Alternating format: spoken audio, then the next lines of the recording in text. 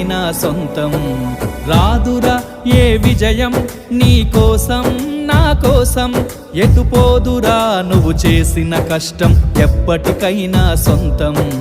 కాలంతో పయనించేవాడికి కానిది ఏముంది, సాధనతోనే సాధ్యమవ్వునని సదాశయంతో సాగర ముందుకు. రాదురా ఏ విజయం నీ కోసం నా కోసం, ఎటుపోదురా నువ్వు చేసిన కష్టం ఎప్పటికైనా సొంతం.